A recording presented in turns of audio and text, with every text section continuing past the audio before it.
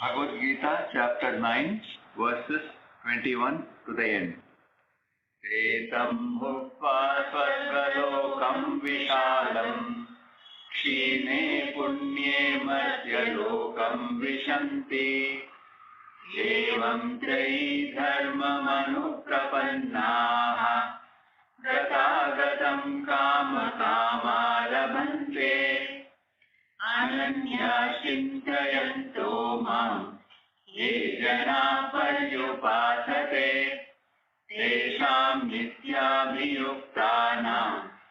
योगक्षेमं वहाम्यहम् येऽप्यन्यदेवता भक्ताः यजन्ते श्रद्धयान्विताः तेऽपि मामेव कौन्तेय यजन्त्यविधिपूर्वकम् अहं हि सर्वयज्ञानां भोक्ता च प्रभुरेव च न तु मामभिजानन्ति तत्तेनातश्च्यवन्ति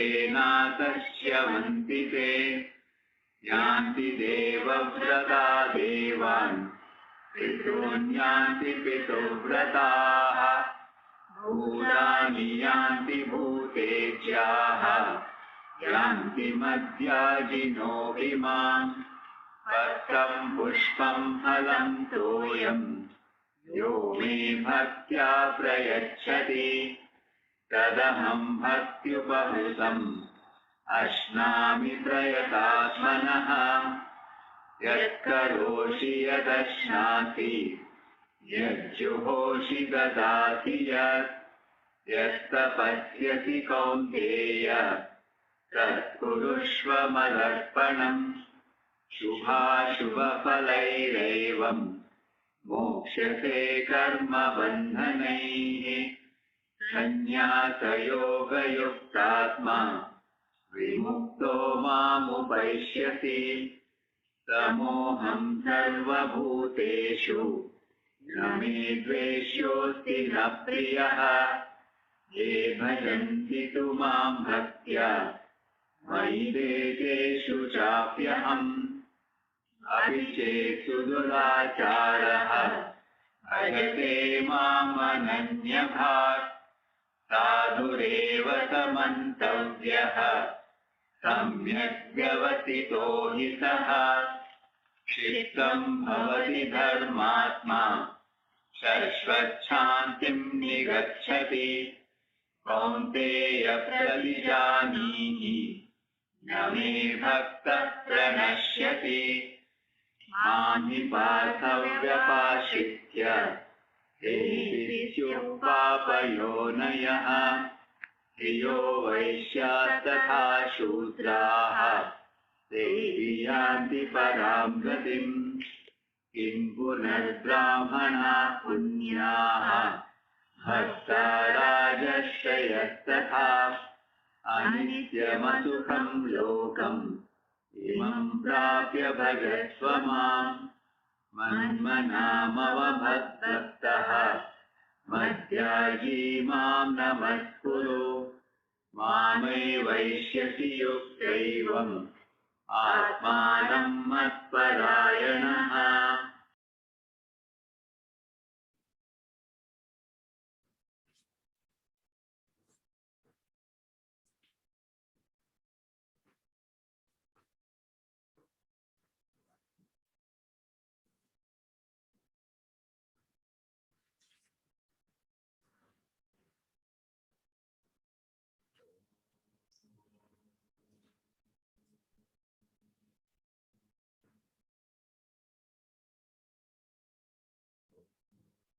सहनाववतु सहनौ भुनक्तु सह वीर्यं करवावहै तेजस्विनावधीतमस्तु मा विद्विषावहै।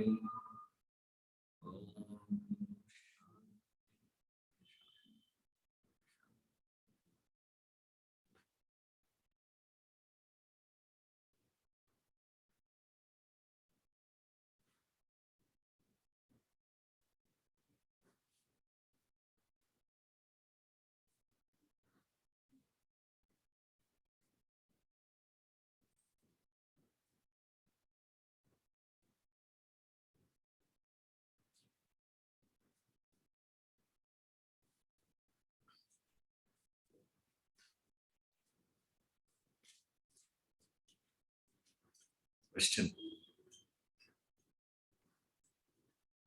Verse 25 of chapter 9. Krishna says, votaries of Devas, Pitrus, Bhutas, and worshippers go to Devas, Pitrus, Bhutas, and me, respectively. Direction or focus of the four groups of people dependent on factors other than their prarabdha vasanas. Request your advice.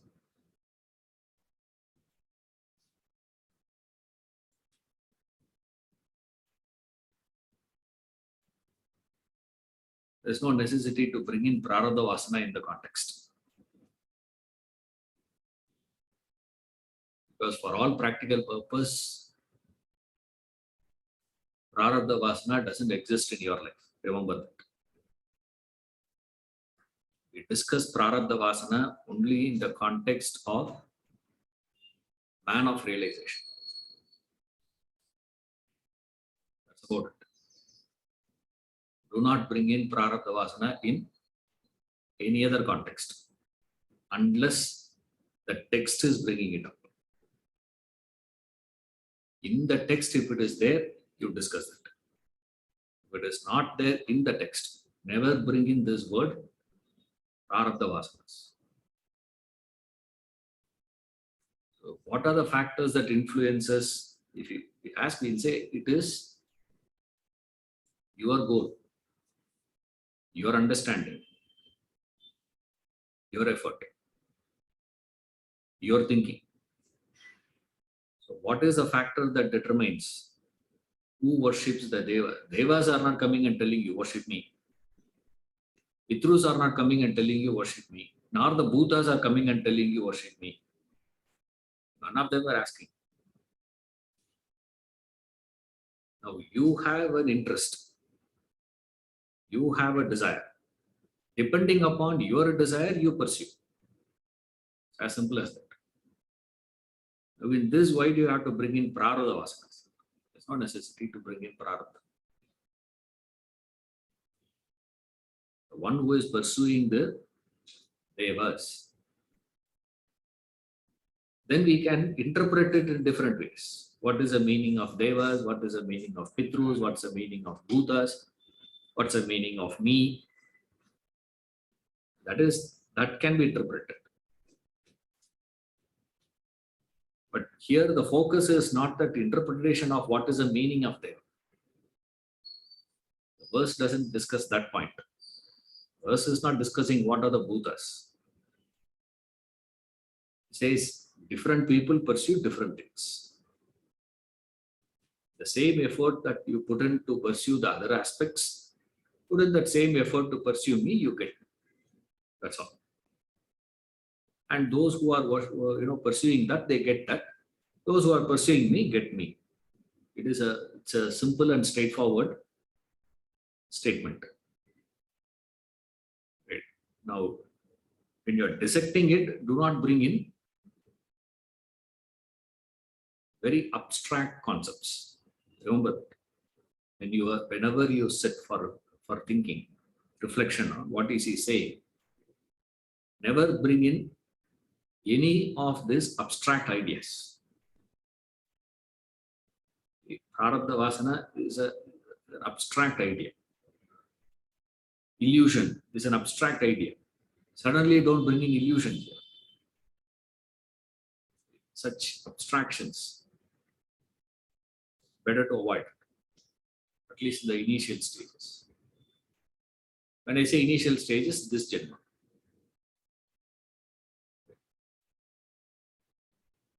Don't do that. This is advice given by this, masters. If you get the clarity by itself, you get it. Right? But don't try to extrapolate through abstract ideas. See, don't do that with this statement.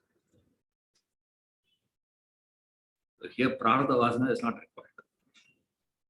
All that it means was each one get inspired by one thing. One person gets inspired by the limited item, limited goal of material pursuits.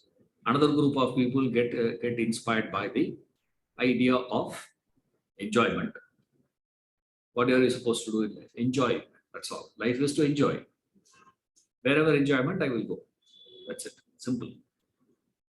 Another group of people say, see, it's not all those things. It is to do with the tradition, culture. We should retain our culture. Get back to your roots. So each one has one, and you pursue that. The one who pursues material gets material. How much is not the point. How much he is going to get it, we don't know. Whether he will actually, realize it or not, we don't know. But he will go in that direction. Then another person is moving in the direction of enjoyment. The devas, pursuit of devas. Then he says pursuit of Pitrus. Pitrus means what? Old. Worshipping the Pitrus. Means it is, of course, you can get it to, you can stretch there, you can stretch as much as possible. Pitrus worship means what? It can even go to the practices such as wanting to speak to the departed.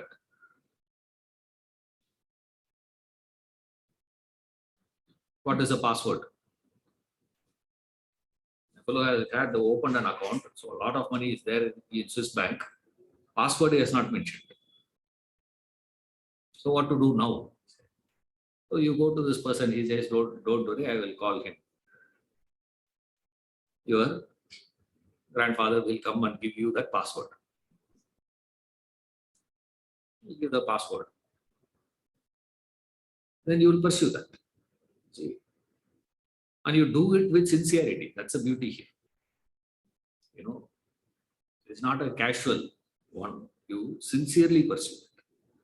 With the genuinity, you go through it. Sorry, wanting, desire to talk to the departed. Also included in it. So that way, you can stretch a bit. But stretching should be done always something which is possible for you to connect. Something close to realistic. Or stretch it closer to the goal. What is the central theme of the study of the Bhagavad Gita? Fix that first. Our study is for what? See, there is an agenda, there is a purpose here. The text is given with that specific intention. Plus, the text is taught with a particular intention. And the text is studied in a particular intention. Krishna gave the Bhagavad Gita to Arjuna. There's an intention. Right. Unfortunately, we have no access to either Krishna or Arjuna to go and ask. That is why we want to this Pitrus, sir. Now, can you go back to Krishna and ask him? There's no possibility. Then what we have to do? Now what we are studying the commentary. Right. Okay. To put it more directly, now second option is what? I am sitting here and talking. And you are sitting and listening. So only three parties are there. Krishna, who gave out, or Vyasa, who gave out, whatever you call. Now, neither we have access to Krishna, nor Arjuna, nor Vyasa. We don't know. What is their intention? Out. Now, who else is there in the study? The Gita is another two. One is me, another one is you. Now we have to find out. what is the agenda of me teaching, central theme. Similarly, what is the agenda with which you come and sit? Within that, we can discuss. See, analysis can be done, thinking can be done, reflection, questioning, all this has to be done within that framework. Now, without fixing any framework, if you are going to be doing it, it's random. See, then it becomes scholastic. That is the difference between studying the same Bhagavad Gita in a university syllabus. When you go apply for MA literature or MA philosophy, they have a text. One of the textbook that is taught in one of the papers is Bhagavad Gita. So that professor also will be teaching Bhagavad Gita. But what is the central agenda there?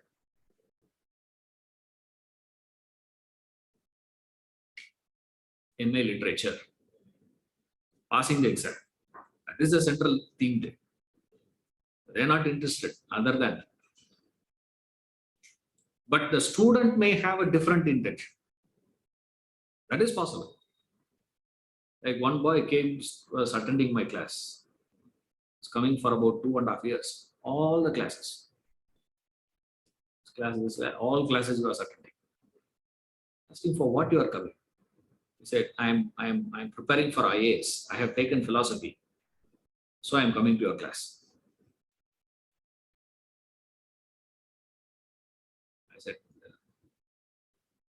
I asked him only this: if you pass, if you become IAS officer, will you remember me? I asked him. Maybe, he said. Honestly, maybe.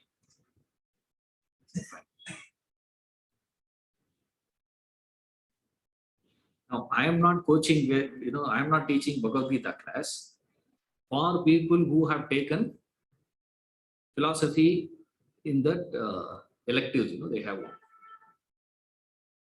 Usually they take this anthropology. Most of them. Why, you know why? Only there, no increase of syllabus. You can't take physics because every year physics is expanding. Mathematics is expanding. Anthropology, 265 bones, not 265 bones only. It's not suddenly after 2 years, extra bone has come now. Not there. That's why it's fixed. At least something is fixed now for them. Poor thing. So complex. So yes, each one has their own agenda. When you are thinking, think either with concrete ideas or think with reference to your goal. Never bring in abstract ideas. But it is so interesting for people to think with abstract ideas. It is so engaging and entertaining. That's what Vivekananda criticizes. Intellectual gymnastics, he says. Fellows are doing intellectual gymnastics. Twisting and turning and torturing the text, says Ramatirtha. Got to torture it. You got to extract. You have to think, no doubt about it. But don't think this way. Keep these two factors as a reference point for thinking.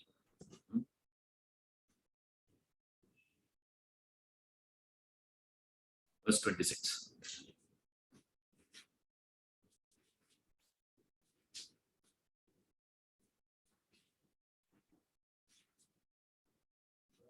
Pushpam phalam toyam me bhaktya prayachati tadaham bhaktya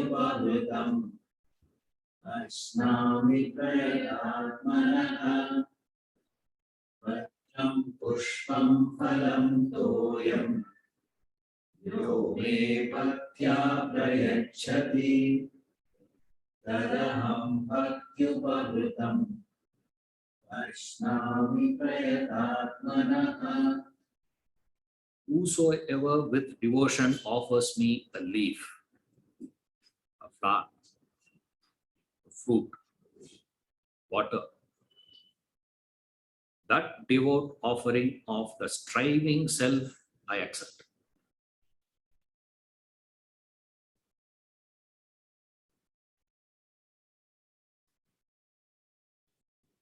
Vivekananda really likes this verse. The verse is a very favorite for Vivekananda. Taram pushpam phalam thoyam. It's so interesting about these three, because you don't have to do any cooking. See, none of this. All that you have to do is what? Straight away take and give. No need to do no work, no cooking. Why Vivekananda likes this? Because of that. It says, because today, in his times, right, about a century back, religion is what? What to cook, what not to cook. See, religion is confined to the kitchen. It's what to offer, what not to offer. Here he says nothing of that. All that you have to do is what? Just give a leaf. Just pluck a leaf and give and go. Problem solved. How easy the practice is. That's the beauty here. Is directly Krishna saying, all that you have to do is what? Just offer. Why? It is so easy for us to practice. Whereas, if you are going to be practicing the other, it's not easy. There are a lot of rules and regulations involved. Restrictions are there. That is why even, this offerings for the departed, what do you have to give them? All that you have to do is till and water. That's all. You know why they kept till and water? Because it's all abundantly available. Till. You don't have to do anything. You just throw that. It will grow. No need of cultivation, manure. Nothing is required. Yes, it will grow. Water was available. The flowers were available. Leaf is available. Just a fruit. Pluck any fruit. He's not saying, you give me only that particular fruit. Any fruit will do. Any leaf will do. Tamarind leaf also you can give.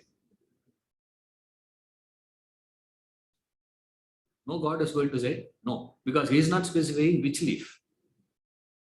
He is not saying tulsi leaf you give me. He is not saying that. He says leaf. Just give that. It's so easy. The practice is so simple. But then he puts a clause there. See, the clause not coming in the first line. Clause comes last line. Prayatatmanaha.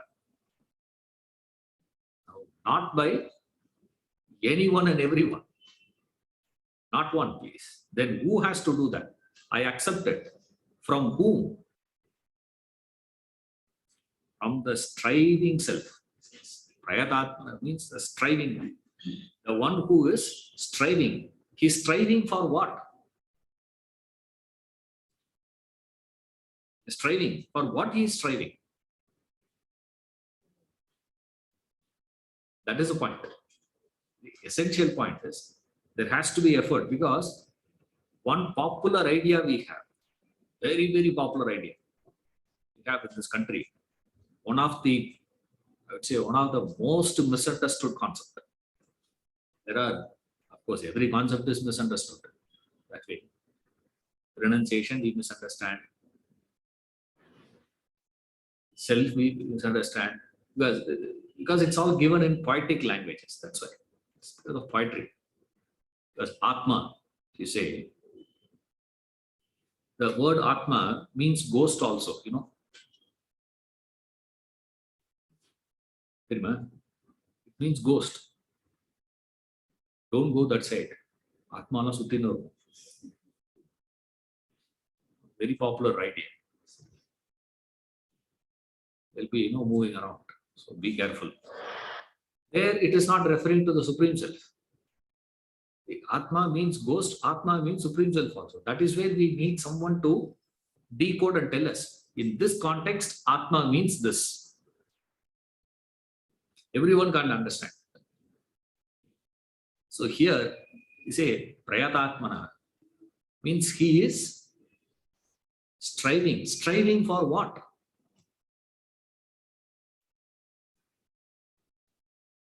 Striving to get that devotion. Remember, he's talking about devotion. We all believe devotion is very easy to get. And people say what? So in Kali Yuga, you know what? Bhakti is the easiest way to get realization. Now, who said I don't?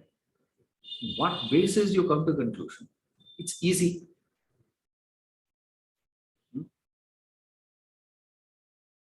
Have you ever attempted surrender?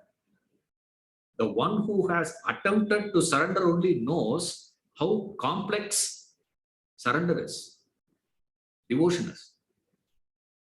Now you think, going to temple every Friday, Amman Goil na Friday you have to go. Perumal Goil, when do you go? Saturday. Every Saturday, in our house we had that. Every Saturday we would sit and do Vishnu Sahasranama. We have to do that. And then they say, morning you have to go to Vishnu temple, evening you have to go to Shiva temple. That is one side of the street, One end we will have Perumal Goil, another side we will have Shiva temple. So morning you go this way, evening go this way. Balanced. Swinging. Balance. Now you think I go to the temple and see the Lord and come back. And you think that is called devotion. That is surrender. Bhakti, surrender, devotion is one of the most difficult thing to achieve. It's not easy to get. That is why he calls it as Prayatatma, the one who has doing that prayatna. Prayatatma means the one who is putting in that effort. Now, what is the effort that you are putting in? To surrender, to have that bhakti. Because bhakti, Narada defines. Bhakti Sutra, he says, bhakti means a moment of extreme love for God.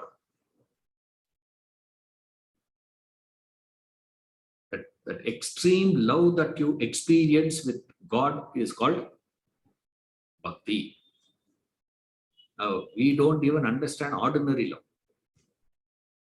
Where are you going to understand extreme love for God? Extreme love that you can experience is what is referred by Narada as bhakti.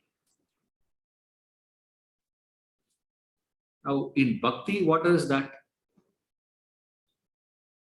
You have to be striving to develop that bhakti.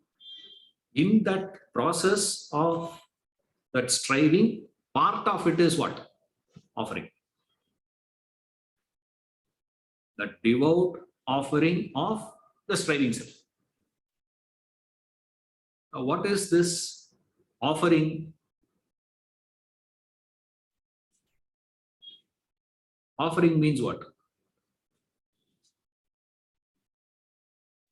You are giving. Now, what is the difference between giving and offering? So interesting practices we have here. When you give, what is the difference between giving and offering?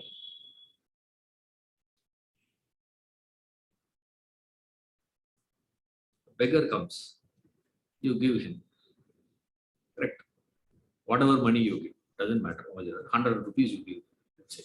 You give him 100 rupees. Right? That is called what? Giving. Right? What is offering then? Now, many times beggar is not coming and asking you. He's sitting there in the corner. You see someone, who is in that, condition. I saw some a group of people now doing, I think they're doing it every year. Group. They take, these blankets, they procure new blankets. They procure new blankets and go and give it to all these people in the streets. Now, inside the house, we are not able to sleep. We need 2 blankets. 1 blanket is not enough. It is already so cold. Imagine those people in the streets, how they will sleep. Even daytime, we are not able to stay. Let us have 1 socks here, and then have 1 full hand shirt, then a sweater, and then there is new technology there. Don't have 1 thick material. It's better to wear 2 thin layers, because layers are far better. Now, those people don't have anything. What they will do? No, commendable work. But is it offering? It's giving, correct. Charity, correct. You can even go 1 step further and call it a sharing also. Correct. It's all mean the same thing. All that means what? The action is same. What is it, sir? You are parting with something that you have. Isn't it? When you give, you are parting with something that you have. When you share, you are parting with something that you have. When you offer, you are parting with something that you have. That something can remain the same. Then what makes 1 gesture as giving, 1 gesture as sharing, 1 gesture as offering? Offering, you're not sure whether it will be taken or not. It's for something superior. So you're offering, and then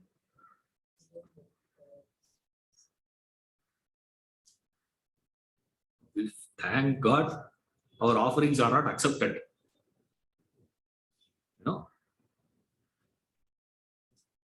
Seeing these people coming to your house for doing this rituals and all. See them, they come with a bag. You see, they come with a bag.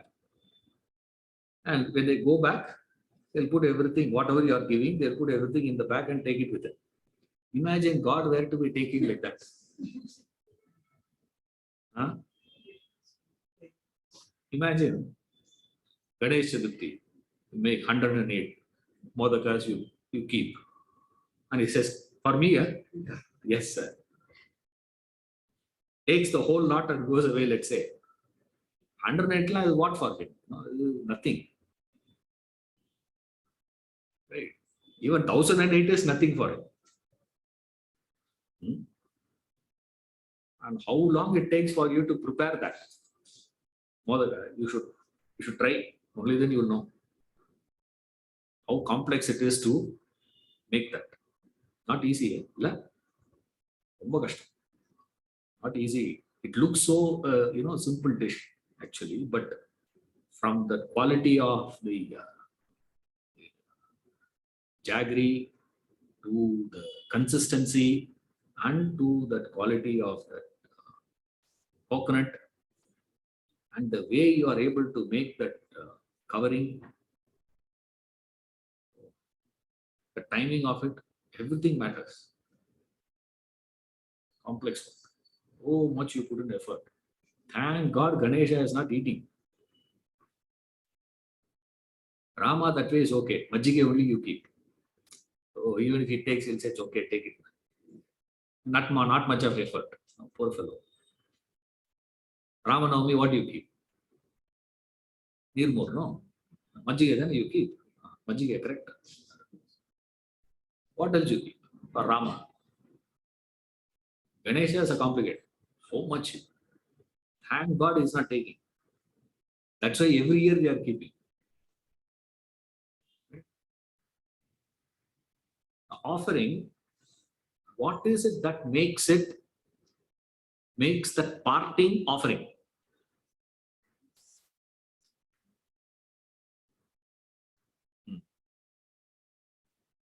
Thanks, yeah, correct. You're thankful. You're thankful for what? Yeah, I'm so grateful, sir. Thanks. Okay. You're saying thanks to God, let's say. You're thanking Him for what?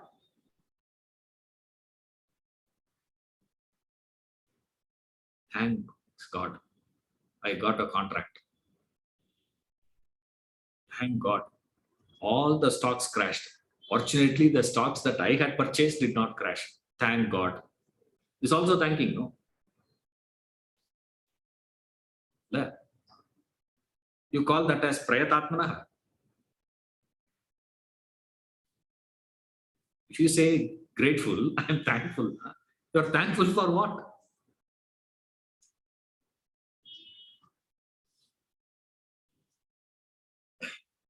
That's how you think. See, when you're reading these verses, should extract ideas. To facilitate that only, we have the assistance of those great masters who have given the commentaries to us. Have explained. That is why we read the commentary also. So that we were not able to extract on our own. So we take extra assistance from these people. See, so for that we are grateful to them. Without which we will not be able to make any sense of what is this. He says, yeah, all that we'll say what? All that we have to do is what? Patram, Pushpam, Palam, Toyam. Only that we know. Prayatatmanaha nobody refers. Even those who quote the verse also. Quote only what? God is asking only what? So leave. All that you have to do is what? Just leave, you give, man. Problem solved. Any leaf will do. All that it requires is what? But bhavana is what is needed. This attitude that is needed. Bhakti bhavana is what God is asking. He's not asking for all these great things. Correct? He says, I accept it. But he is not going to be accepting patram, pushpam, palam, toyam from anyone and everyone. He's not saying that. He says, that is why in this verse, he uses that word devotion twice. Yes. Bhaktya with devotion. One. Then again he uses the word bhakti upahirdam. Devout offering. This offering given with devotion. So a devoted person striving for devotion, offering is given with devotion. Anywhere, we have seen this several times. When they use that same word twice, instantly your antenna should go up. That something is there in that. Otherwise, he will not use the same words. They would not use it in the same verse. So here he says, whosoever with devotion offers me. Now, what is that whosoever? Who is that Yaha? The Prayatatmana. So here we say this. So that is how we take a clue and start analyzing. So when he says, I am grateful, you are grateful to the Lord for what?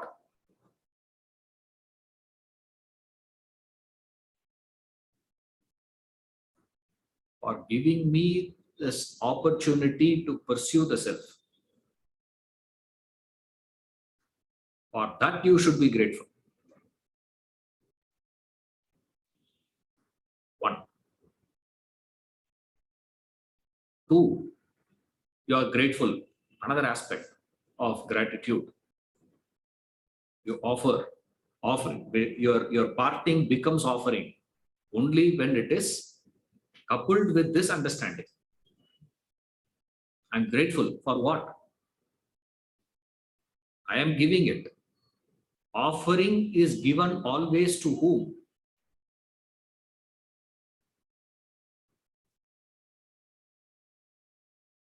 Giving is parting with whom? Lower. Sharing with equals, more or less. Offering? Higher. What's the meaning of higher?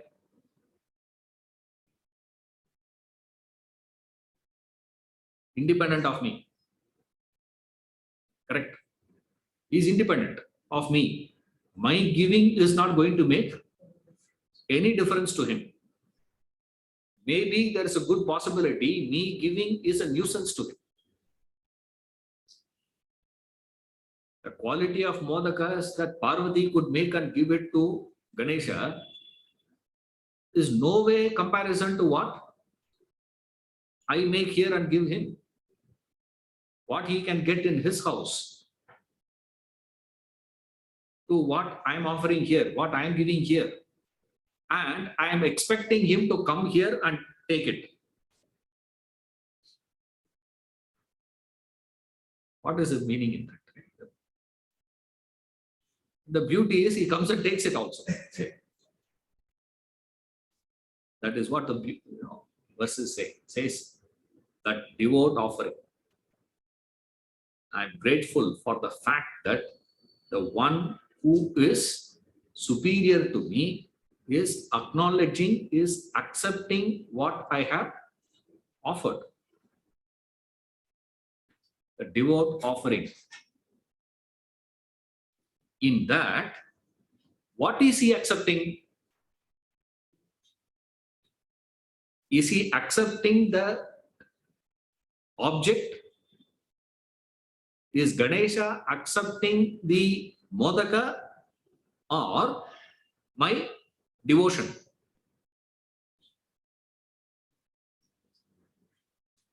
All of us will say, what? Thank God, sir, he is not accepting modaka. Imagine he accepts. Imagine Ganesha suddenly switches and says, no, from tomorrow, I'm going to be accepting modakas, not your devotion. Now, who needs? I have enough devotees. I'll take devotion from them. From you, I will take this. No. The fact that he is accepting not the object, what is offered, not the padartha. Right? Padartha is not what he is accepting. Then what is he accepting? I accept. He says, what is he accepting? That devout offering, I accept. What is he accepting then? He says, no, he is not accepting the object. He is accepting the devotion, that surrender. And my surrender, is it complete? Is my devotion 100%? No, it is not. Why? I am striving. I am still developing bhakti in me, which means that bhakti that I am having today is defect, full bhakti. There is dosha in my bhakti today. That also he is accepting. Because he is not interested in what I offer. He is interested in my bhakti bhavana behind it. That bhakti bhavana has a dosha in it. Because it is not complete. It's an incomplete one. Just because it is incomplete doesn't mean I am keeping quiet. I am striving to make it defectless. That I am working on. But today what I have is only this. So what I have to do? I can offer only that. And that he is accepting. For that, I am grateful. This is devotional aspect. A devotee will understand it like this. Right? Intellectual aspect is totally different. Intellectual aspect will go in a different direction. So don't mix it up. Okay.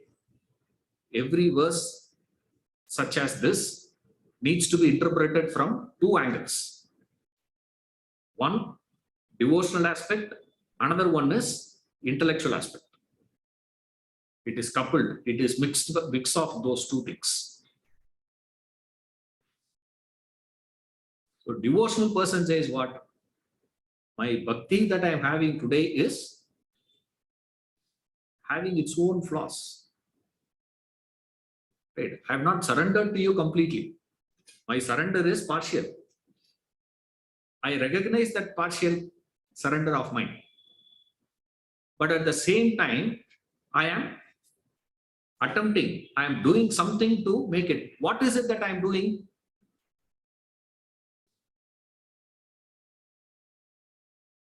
What is it that he will do? He will offer. I offer. Krishna, you may say, I just want patram pushpam palam toyam, but the striving self will not be satisfied by offering this. He will say what? That you are satisfied with this, but what I have to give is what? Different. See, that's where the difference comes. So he says, all that I want is this much, man. Why? Why he is saying all insignificant things is essentially what you are offering is not the point, man. It is your bhavana behind it. It is not the object, what you offer. It is how you offer. Like he says, it is not what you, to whom you relate to, how you relate. That he says, it is not what you offer, it is how you do it. What is that bhavana? What is that attitude? So interesting to see that. What is that devotional attitude?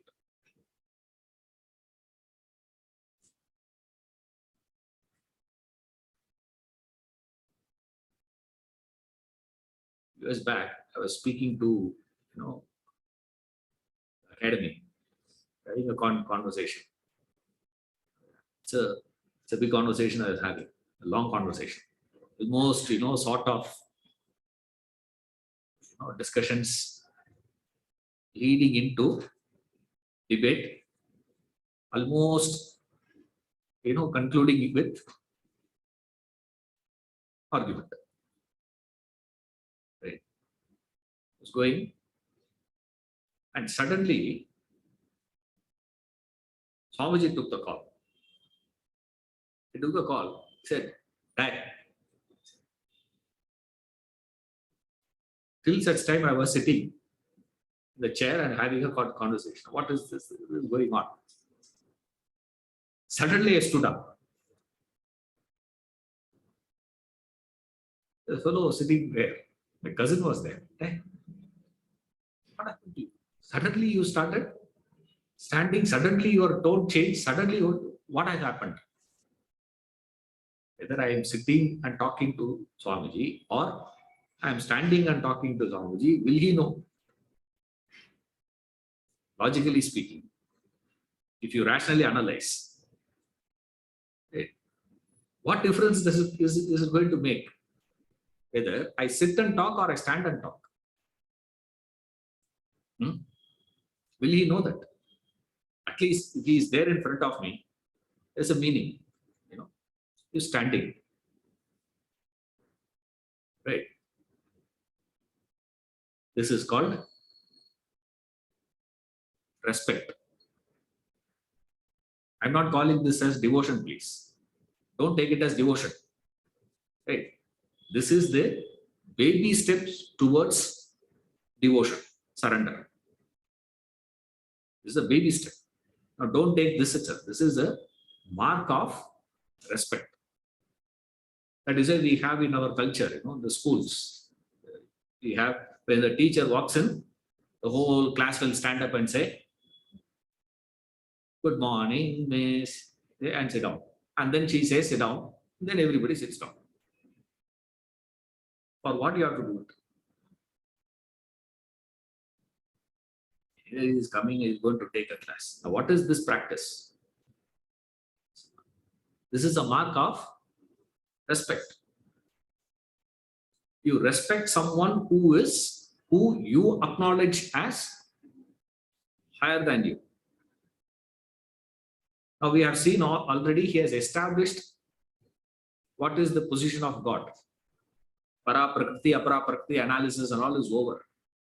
So we understand God to be the Lord of the universe. This is the basic understanding we have. Now from here we move to the next idea. What is it? I am having that understanding, very, very basic. This is not Jnana Yoga, okay? This is just a basic understanding. This basic understanding of mine develops a sort of a respect to that person, right? But that respect has not matured or flowered into complete devotion. That respect is there, but the respect to move into devotion, what is needed? What is to be done? Is the very many devotional practices that we have. All the rituals that we do, all this bhaktis and going to temple and singing bhajans or doing this puja. All these things were done by whom? By this person who has understood God to be the Lord of the universe, who has given you this opportunity. And what are you supposed to do with that? Is to be, you go back and express your gratitude for giving you this opportunity. As far as we are concerned, we don't understand that as I deserved it. No. Why? You don't see yourself with reference to the past, you see with reference to the goal, future. If you see from reference to the past, you will say you deserved it. But you see the same thing with reference to the goal. What effort, if I put in, I will get realization. I'll get moksha, liberation. We don't know. Therefore, we say what? We simply go. So here what we do, the striving that I do is till I am able to perform the action out of bhavana, what I do the reverse. I do that action wishing for that attitude to be cultivated. See that? Till you make it, fake it. This is the principle. Right? That is the striving. But then he says that devotion is the backdrop. What is the devotion? Very, very preliminary devotion. The existence of a little devotion that I have, little recognition. How did I get that devotion, sir? I got it because of that recognition. Recognition coming from this previous understanding of those verses. Para-prakriti, apara-prakriti, all those things, if you understand those things, you naturally will have that value to that. So once you have that, is this enough for you to surrender? No. Respect is not sufficient for you to surrender. But without a respect, surrender will never happen. So, two bhakti he gives, no? What is that? The first one I had already developed through that understanding, which I am mistaking it to be bhakti, which is actually respect. I am taking it as devotion. It's not devotion, it is actually respect. Right? With that, what I do? I start working more. For what? To further it. Further that devotion. So the respect to be converted into devotion, I am striving. During that period, he offers patram, pushpam, palam, toyam, I accept.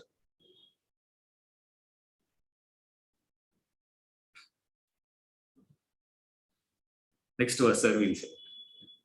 If you understand it like this, you will never quote this verse after that. Because we thought it's a simple and straightforward statement of Krishna. All that I am saying is just offer these things, but doesn't matter. All that I expect is your devotion. Correct. To this person, it is correct. As a token. See what you are offering, because this person understands what I am offering is not what he is going to take. His focus is on my striving to develop devotion, not existing devotion. Existing is already there. So Krishna's focus is not on the respect I have already. Arjuna has the respect to Krishna already. You see, it's not that Arjuna has understood Krishna to be Brahma Swarupa and all those things. He did not understand all that. But he has a tremendous value and respect to Krishna. That is why when both these fellows went to seek assistance, right? Krishna offered fantastic offer. Imagine God, you go to God, he says, I'll come with you. Okay, if you come with me, what will happen? Nothing will happen. I will come and stay in your house. House guest. Breakfast, this you have to give me, lunch, dinner, and in between, whenever I ask for tea, coffee, you should be there. And snacks, evening. So, yeah. Okay. If I do all that, what I will get? Nothing I will get. What will you do? I won't do anything. That's what he offered. Right? In the battle, Krishna says what? I come unarmed and I will not fight also. Some of us may say wrestling, Krishna doesn't require all, weapons and all that to destroy this other. One crush, pack, you throw. Simple. He says what? I will not take up arms, I will not fight. The battle. Now, in the battle, what are you going to do then? Imagine one fellow comes and says, I'll come to office, I will not do anything, I'll be sitting, but salary got to pay.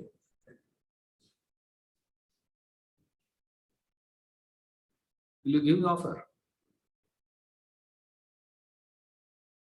Even after working, you don't pay. We'll say after 2 months. So this fellow says, imagine God says, I'll come with you free. Who will bring him home? If he comes, we believe what? He will get something out of it. Nothing I'm going to give. Then what you are going to offer to him? Will you be inspired? You are already inspired. Why you are already inspired is because you understand that he has given you this great opportunity to grow. great chance was given to you for evolution. Therefore, we are grateful to him. Then we work on it. After that, you can study the whole thing. Now, what is this format of bhakti, sir? Format of devotion here? Now, this format is very, very simple and easy to practice. Okay. And one more great advantage in this factor. Okay. In other forms of prayers, rituals, practices, and all those things, there is always one possibility referred as pratyavaya papa. There is a sin of doing a mistake there. Here, that possibility is also not there. If you practice wrong, you will get one sin. You know, that is why Vedic chanting is not recommended for anyone and everyone. Why? Because if you wrongly chant, you get a sin. It's like people get annoyed, you know, when you spell them wrong. You see? And what is interesting is, to you, your name spelling is easy. Right? To me, McDonald's. How do you spell it? M-C-D. I thought M-K. M-A-K. You're right.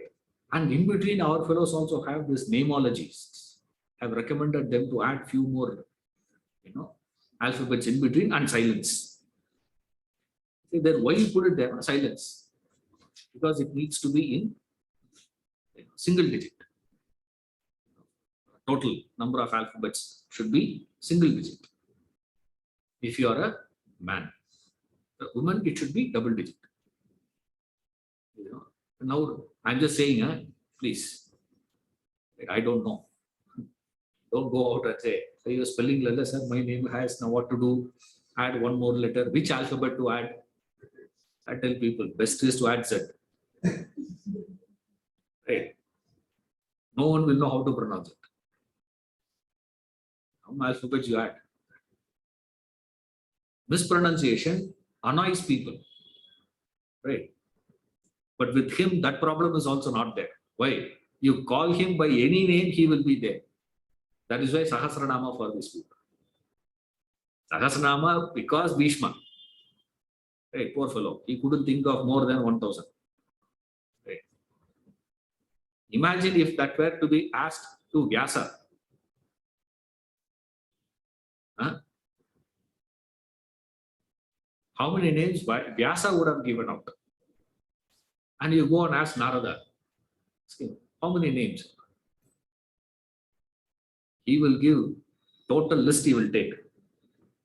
Entire list of human population, animal population, plant population, botanical name. All names are his names only. Now, how many names you will add? Any name will do. Why? Doesn't make any difference to him. Yes. Just call me, man. That's enough. So therefore, there is one great advantage in this. What is a great advantage? There is no possibility of any error here. Since there is no possibility of any error, no need to fear. See, that is the beauty of this Nishkama Bhakti. This Sakama Bhakti problem is there. There are so many issues are there with Sakama Bhakti. Rules are so stringent. It is, your effort is much more, meaning external effort, not internal, external effort. You know, anything external, you need 101 people to be dependent on. See, one fellow is not coming on time, everyone has to wait. Like many times it happens. No? He has not come. Therefore, what are you doing? Everybody is waiting. You're dependent. Your dependent external means it is elaborate. Too much of elaboration. The moment you say it is Nishkama Bhakti, he says all that you have to do is what? Just pluck. Fruit here, things there, this. Because it's all available. You don't have to put in any special effort. No need of cooking also. And it is not any scarcity. Abundantly available. Pluck all that and give. But the problem is what? It has to be done along with striving. Right? 27. Yatkaroshi yadashnasi, yatjuhoshi dadasi, yattapasyasi kaunteya, tatpurushvamada. Yatkaroshi yadashnasi, yatjuhoshi dadasi, yattapasyasi kaunteya, tatpurushvamadarpanam. Whatever you do, whatever you eat, whatever you offer, whatever you give, whatever austerity you practice, O Kaunteya, do that as an offering to me.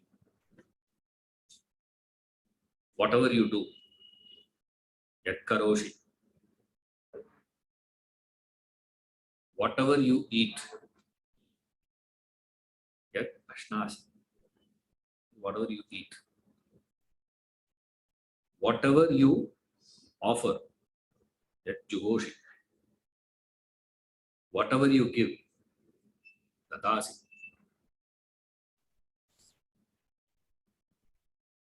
Whatever austerity you practice, tapasyasi, Kaunteya, do that as an offering to me. Beautiful one. The best part of this is that, O Kaunteya, so much of affection. Give it as an offering. Simple. Whatever you do, doesn't matter. Whatever. What he means is, he is covering the entire range of action. Whatever you do means whatever you do in the world. No, we live life with a division. We divide life into two categories. One for my survival, another one for my spiritual.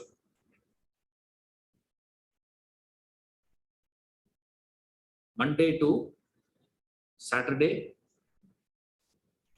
survival. Sunday morning, that too not whole day. Sunday morning is this. Ramtirtha calls this weekend religion. Weekend religion. It is actually weekend. Because you made it into a weekend, it has become weekend. It says. So, not that it says. Don't divide. These actions are all materialistic. These actions are all spiritual. We have a clear division. He says, no, there is no such thing, man. It has got nothing to do with what you do. All that you are doing can be made into offering. Just do that. Do it as arpana, adarpana, arpana to me. Do it as an offering to me. Our problem is offering nare prachana. You don't have to be offering. The essential quality of offering is you give without any pressure. There's no pressure.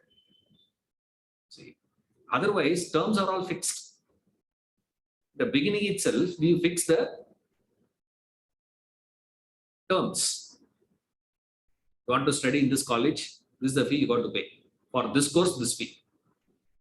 For that course, another fee. You got to pay that fees. It's fixed already. See, it's all fixed. So there is a pressure to give. You have no choice. See, this arpana offering, when you say, there is no pressure there. Without any pressure, you give.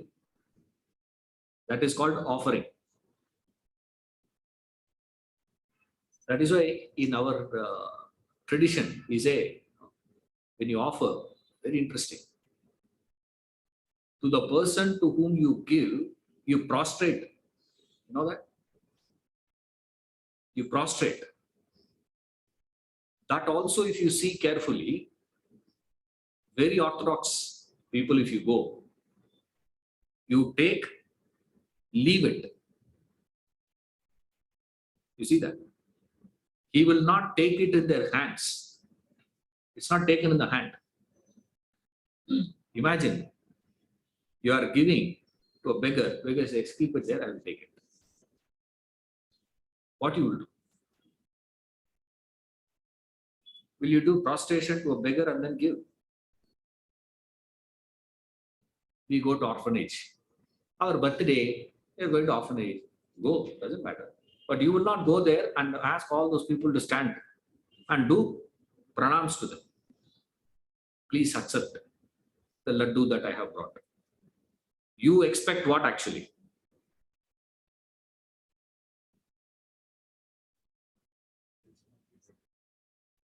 They should be grateful to you, isn't it?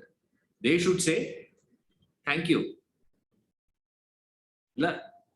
Imagine one fellow comes and says, laddu, so you brought only one, huh?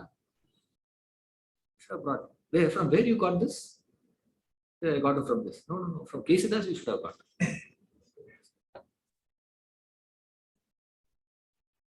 Huh? Imagine those people were to say, sir, we don't accept anything less than Kesidas gulab jamun. Say, no. As an alternative, do we have any alternative? Okay, compromise. Bhagat Ram. Gulab jamun from Bhagat Ram is accepted. No other gulab jamun will be accepted. MTR tin will not be accepted. What you will do if you go there?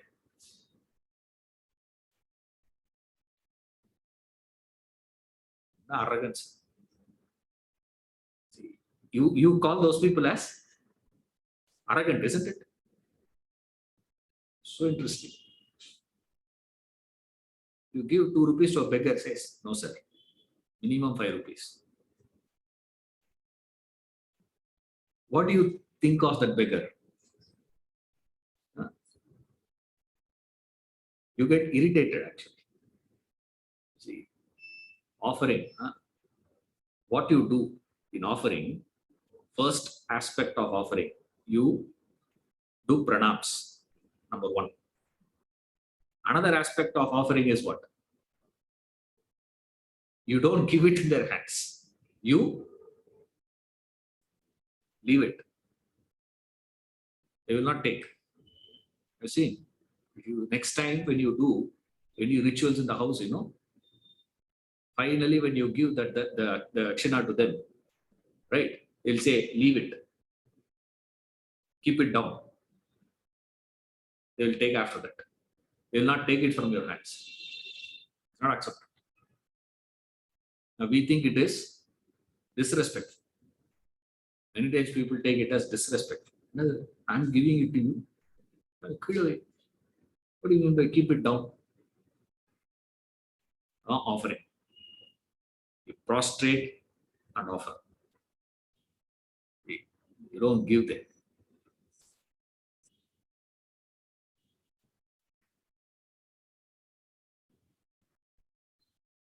The best part of it is he accepts it. He accepts. What is he accepting there? If you give modakas to me, what I will do? I will accept modaka. I don't care whether you come with bhakti or it is coming out of disgust. Take. He will take. I don't mind. The Lord doesn't look into those aspects. He sees what? An offering. Do it as an offering to me, man. Give it. What is the difference? Offering is the effort. In the previous verse, he said, no. Prayatatmana. What is the prayata? Is converting all these things into offering.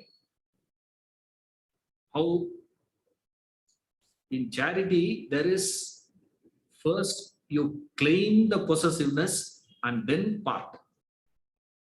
Remember, why offering is superior is in giving is inferior, he said.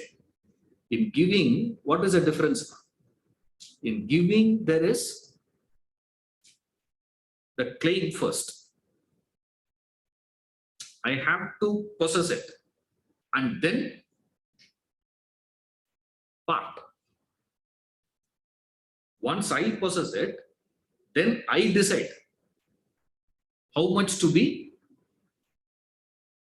parted, piecemeal. Then I will say, okay, for you this much. No, that much is enough. This much. Now, everybody does that. You see, every one of us. In a year, you have this much of income. Out of this income, you say what? This much I'm going to keep a provision for charity. The percentage may vary. One person may say 2%, another person may say 25%, another person may say 75%. Percentage may vary, and what is the quantum in that percentage also will vary. Right? My 100% will be nothing in comparison to 1% of Bill Gates. Isn't it? He says, I'm giving 1%. He says, and he says that I say 100% of what I have, I'm giving. All that I have, I'm going to give. This is totally different from what? He can say percentage wise.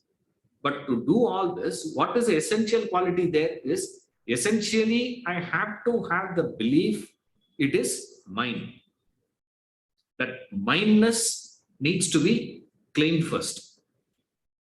After claiming that mineness, I part. That parting is called giving, charity. Then, if you give it to someone who is equal to you, you call it as sharing. That's it. You don't say I share with a beggar. You don't. At best, what you will do, at least that much is okay, we'll say. First month salary, you will do what? You will go to one slum, take all the kids to McDonald's and take a picture of that selfie and post it in Instagram. It is a good work. I'm not saying it is not a good work. Okay. Don't think it is something local. It is a great thought. It is a fantastic gesture. But not from this height. It is fantastic from which point? See, in mathematics we say no, it is with reference to, this is positive, with reference to something. So our reference point itself is what? Our reference point itself is the one who is snatching from those people and exploiting them and living. Compared to that person, this is extraordinary. Is this the way you think? That shows how poor our level, how much we have degraded ourselves. The reference point for us too is who? Reference point has to be the one who is able to do charity.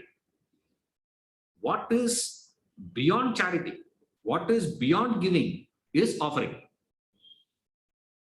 What is so difficult in offering?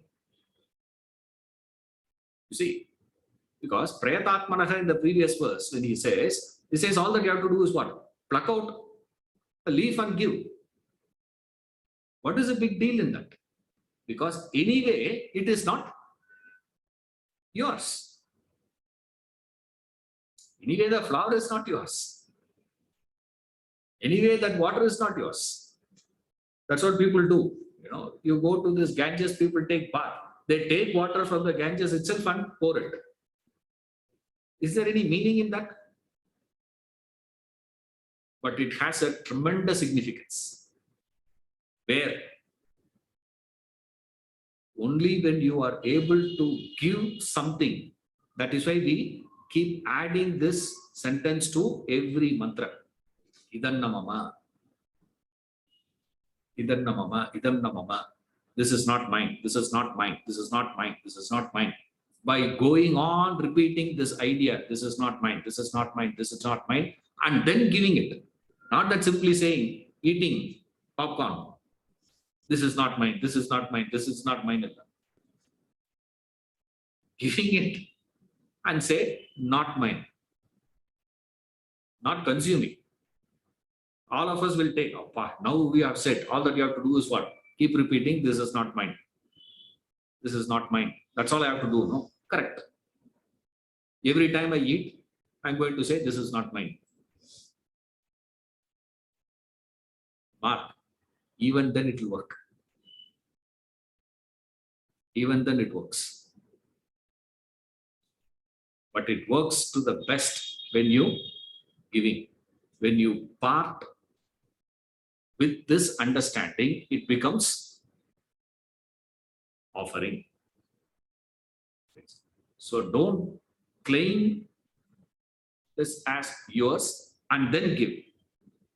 Because if you claim it as yours and then give, there is a pain attached to that giving. Because you feel as though this is being torn apart and taken away from you. There is a pain. That is why we keep it to minimum. See, minimum in the sense what?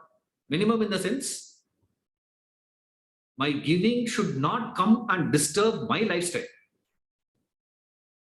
See, I have a lifestyle. I will give, but I will never give where I have to lose my lifestyle.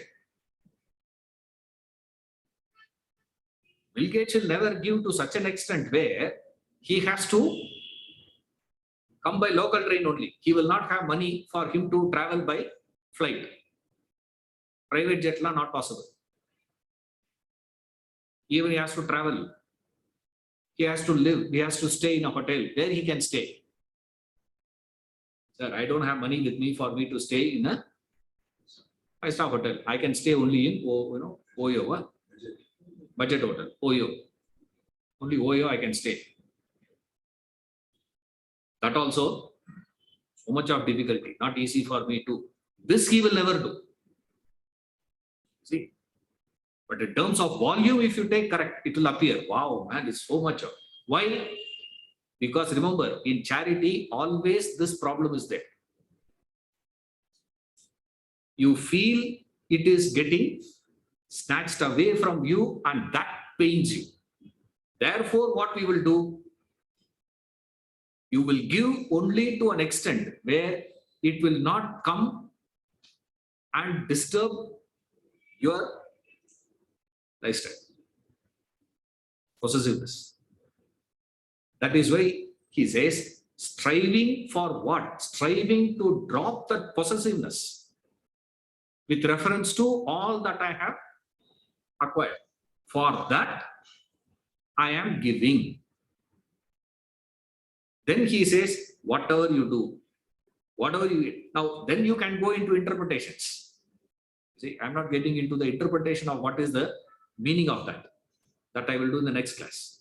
Because I didn't give you the interpretation of what is the meaning of patram. I did not give you the interpretation for palam, poem, and all those things.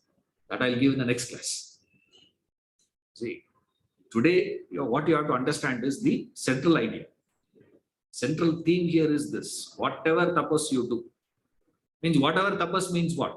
Tapas means any spiritual practices that you undertake, whether it is the practice of karma yoga or bhakti yoga or jnana yoga or hatha yoga or dhyana yoga, anything you do in the name of religion, in the name of spiritual, any attempt that you make towards self-realization,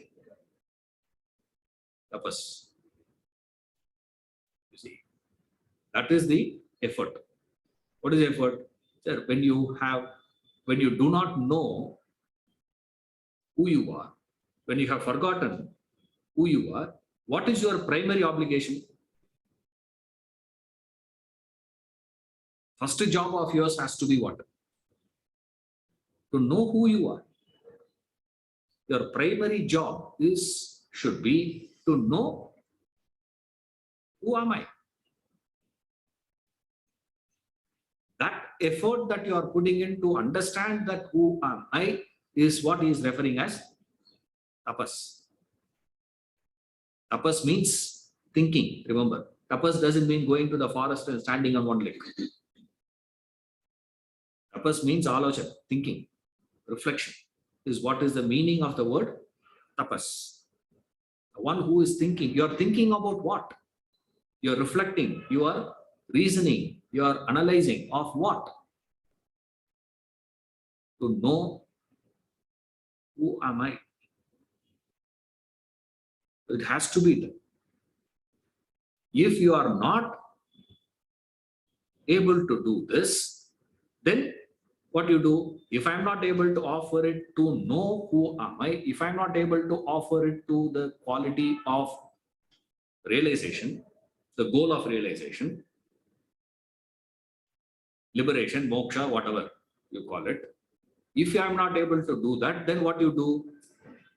You convert all your actions, whatever you do, to make you qualified to gain this knowledge. So what is that? You offering, you strive in this offering, whatever you do, whatever you eat, whatever you give, whatever tapas you do, all that needs to be directed towards what? Towards qualifying. First, towards moksha. If not moksha, if not realization, at least you have to put in that effort to gain that knowledge. Now, if I'm not able to do that, at least put in that effort to gain the qualification to receive that knowledge, which is what we refer as chitta shuddhi, mental purification.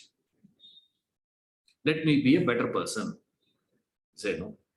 He says, what's the meaning of let me be a better person? Is purification. So by that purification, you are qualified to gain that knowledge. Through that knowledge, you will get moksha, liberation, realization. So that is the offering to me. Now here, when he says me, it means what? Realization. If not realization, knowledge. If not knowledge, qualification. Chitta shuddhi, jnanam, moksha. One of that.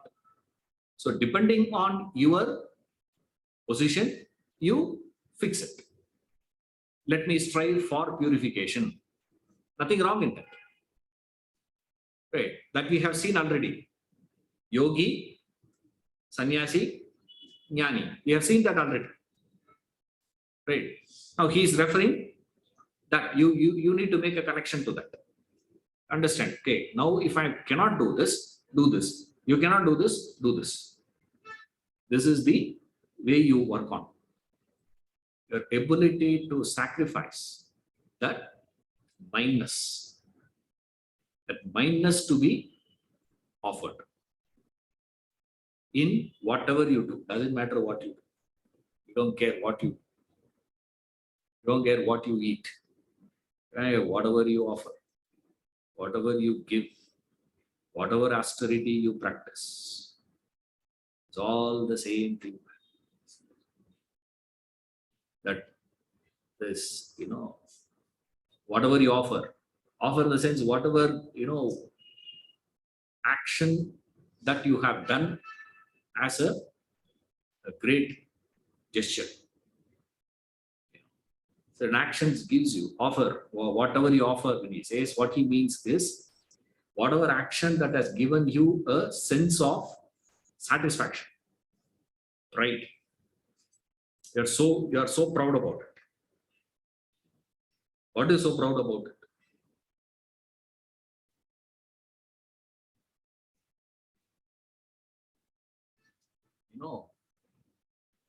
I had a meeting when I went to Delhi. I met granddaughter of Ramatirtha. So what? Ramatirtha. My grandfather was a close associate of Sri Aurobindo. Mama Tata, we call. I don't know what you call. Mama Tata. What do you call in Kannada? Mama means uncle. Grand uncle. Great, Yeah, grand uncle. Grand uncle is a close associate of Sri Aurobindo. He was working with him. Yes. Yeah. See that? You feel proud about it. There is some proud. Imagine that you have had an association. I'm not mentioning names. Okay. It's very close with you, great masters. Go there and meet and spend time with them, ask doubts, clarifications, and come back. So proud about it. When Gandhiji came to Tamil Nadu, he came to our street. Just giving example. Okay. Imagine he has come. And in fact, he came to our house for lunch. How you will feel? Gandhiji did come, but the Amrajar had come. I have a picture recently sent my grandfather and him sitting. They have taken a picture when he has come there.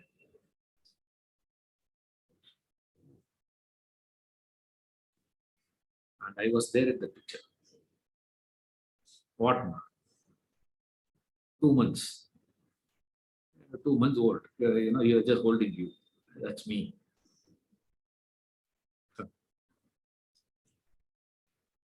It's a real confusion. So you feel proud. See, certain actions, which is a very rare thing for us to experience. Imagine that satisfaction you are able to experience throughout. How will that be?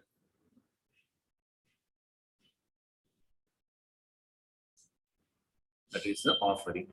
Whatever you offer, whatever you do, means whatever according to you, as that action or that effort or that work that you have done, which has given you a great mental satisfaction. Those actions. That also you do it as an offering to me. Or also you do as an offering. Whatever tapas you do it as an offering. Whatever charity that you do, whatever parting that you have, whatever you give, do that as an offering to me. Oblate all those actions towards the goal of realization.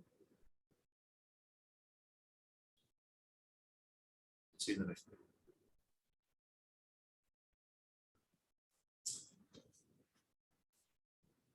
Example of devotion. Sudama's offering to Krishna. They said that Rukmini stopped Krishna from taking all the rice. Why? Indigestion. Puff rice after it will cause acidity. Acidity, a gas. Form gas stomach. See, don't try to read too much. See, don't get annoyed. You read too much. Yeah? We should not read that. This fellow, he'll finish. That's a typical, quality of a wife. What is the quality of a wife? Will never allow husband to eat food. Will always say enough. Don't eat too much. How many sweets she gives you? That's all. You have this, little you have. Now pour on. Have it later. Politely they say, Rukmini is not so polite. She is direct. There's enough here. Shut up. In fact, she snatched it and she consumed. See? And when she consumed only, Sudama got the wealth. Krishna did not give. He didn't give. What Krishna gave him is that detachment. He solidified the detachment of Sudama. But wealth was given by Rukmini only, because she is the personification of Mahalakshmi. She is the avatar of Lakshmi. She took it. Because she says, as it is, this fellow has got detachment. Right? And Krishna is consuming that and he is making him more and more detached. He says, how much detachment is needed? Enough, man. What is needed is not just the detachment alone. The detachment can be made visible only when he has had everything and says, lose it. See, a pauper gets into opulence and then losing it. It's like a blind man getting an eye and then losing that eye. That will be how. That's the worst thing to happen. See, born blind is one issue. And you have eyes and then halfway through your life you lose your eyes. Is another issue. The worst case scenario is this. Now Rukmini has to show that. And whatever the case is, the motherliness is always is what?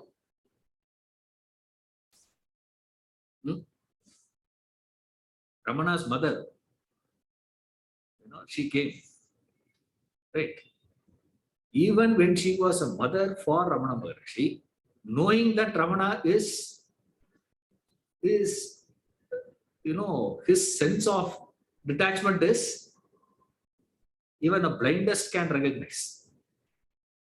Spiritually, I'm saying. A blind fellow spiritual also can recognize the state of his. One look at him, you will know. Not because of the costume. His presence, you can feel it. He has gone long back. Even now, people who go there, they're able to feel that Sannithyam even today. Even Ramana's mother, what she was doing.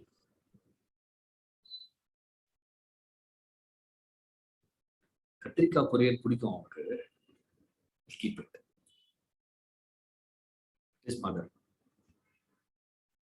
Rukmini's action is an expression of that mother. That's why, in this Vaishnava Sampradaya, they call Mahalakshmi as Tayar. She's mother. Mother will always look into what? Look only into their physical well-being. They will not look into any other aspects. Physical well-being of the child is all their concern will be. They will not focus on any other aspect. Having enough, saptiya, first thing they ask is what? Have you had food? That is motherliness. See, that is why she says, enough. Enough of your detachment. Simply you keep giving lecture to people, yoga, kshema, mahamyam. Hey, I have to give. I have to give you kshema also. No. Yoga you give, man. Kshema is my department. Isn't it? She has to snatch that from him and provide. That shows what? That shows how desperate that motherliness is. That is why she says, it is puff rice. There's nothing in it, actually. But ate that and she consumed it. When she consumed only, he got. The detachment of Sudama was further seasoned by Krishna accepting. So first, Krishna takes. So he says, first get that detachment and then you get whatever is needed. Doesn't make any difference. That's why Krishna took first. Then she takes.